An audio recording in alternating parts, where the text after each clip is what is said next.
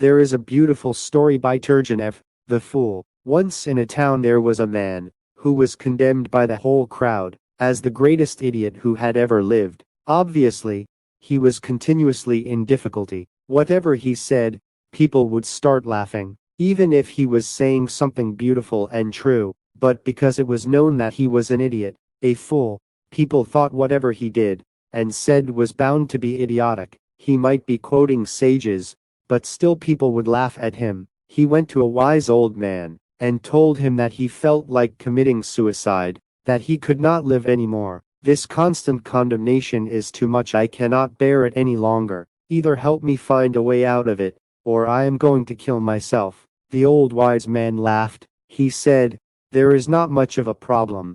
Don't be worried. Do only one thing, and come back to see me after 7 days. Start saying no to everything. Start questioning each and everything. If somebody says, look at the sunset, how beautiful it is, prove it. What is beauty? There is no beauty in the world. It is all nonsense. Insist on proofs. Say, prove where beauty is. Let me see it. Let me touch it. Give me a definition. If someone says, the music is ecstatic, immediately jump into it and ask, what is ecstasy? What is music? Define your terms clearly. I don't believe in any ecstasy. It is all foolishness, all illusion. And music is nothing but noise. Do this with everything. And after 7 days come to me. Be negative. Ask questions that cannot be answered. What is beauty? What is love? What is ecstasy? What is life? What is death? What is God?" After 7 days, the fool came back to the wise man, and he was followed by many, many people. He had been garlanded and was beautifully dressed. The wise man asked, "What happened?" And the fool said, "It was magic. Now the whole city thinks I am the wisest man in the world. Everybody thinks I am a great philosopher, a great thinker. I have silenced everybody. People have become afraid of me. In my presence they remain silent, because whatsoever they say I immediately turn it into a question, and I become absolutely negative." "Your trick worked," the wise man asked. "Who are these people who are following you?" He said, "These are my disciples. They want to learn from me what wisdom is. This is how it is. The mind live in the no.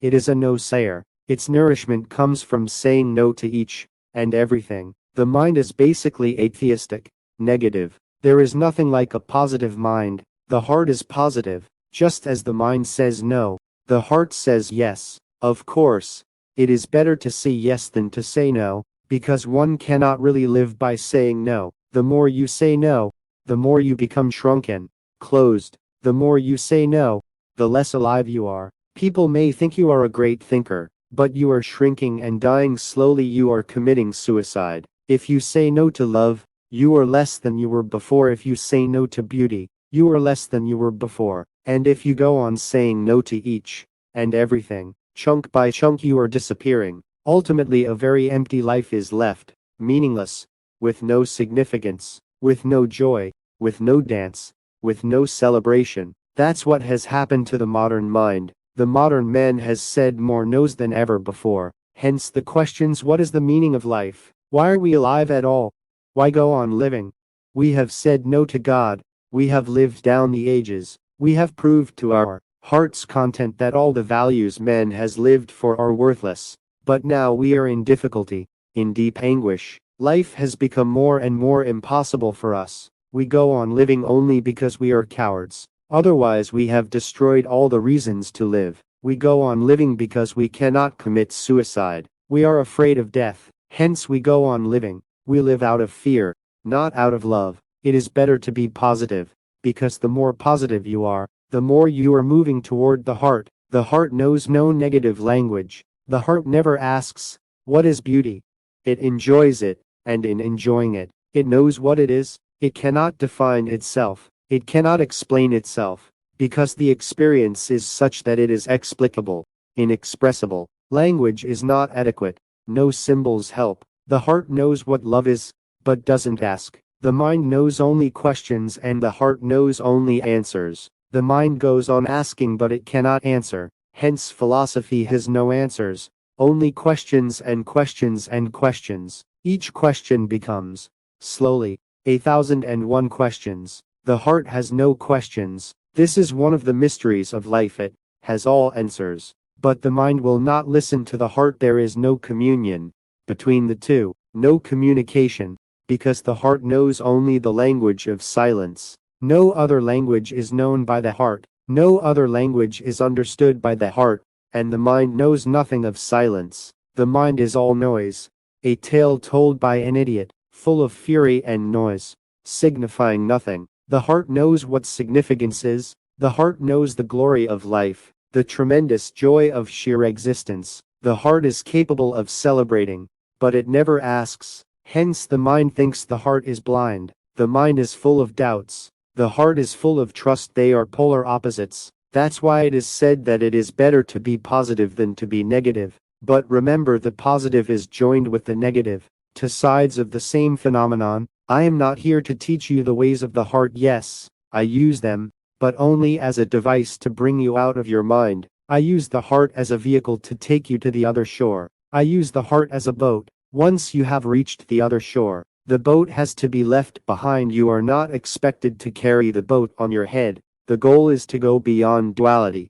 The goal is to go beyond no and yes, both, because your yes can have meaning only in the context of no. It cannot be free of the no. If it is free of the no, what meaning will it have? Your yes can exist only with the no. Remember, and your no can also exist only with yes. They are polar opposites, but they help each other in a subtle way. There is a conspiracy. They are holding hands. They are supporting each other, because they cannot exist separately. Yes has meaning only because of the no. No has meaning only because of the yes. And you have to go beyond this conspiracy. You have to go beyond this duality. I am not teaching you a positive way of living, and I am not teaching you a negative way of living. I am teaching you the way of transcendence. All dualities have to be dropped. The duality of mind and heart, the duality of matter and mind, the duality of thinking and emotion, the duality of the positive and the negative, the duality of male and female, yin and yang, day and night, summer and winter, life and death. All dualities, duality as such has to be dropped, because you are beyond duality. The moment you start moving away from both yes and no, you will have your first glimpses of the ultimate. Hence the ultimate remains absolutely inexpressible. You cannot say no, you cannot say yes. But if you are going to choose between the negative and the positive, then I will say choose positive, because it is easier to slip out of the yes than to slip out of the no. No does not have much space in it. It is a dark prison cell.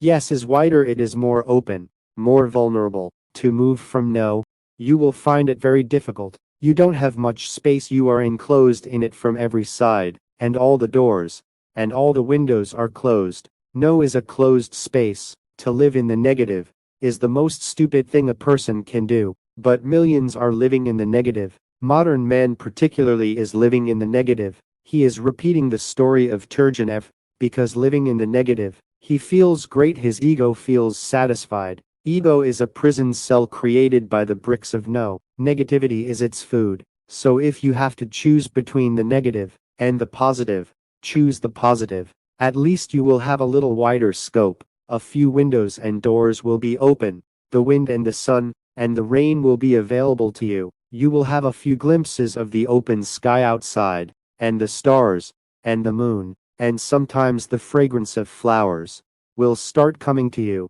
and sometimes you will be thrilled by the joy of just being alive. And it is easier to move from the yes to the beyond. From the no come to yes, and from the yes go to the beyond. The beyond is neither positive nor negative. The beyond is godliness. The beyond is enlightenment.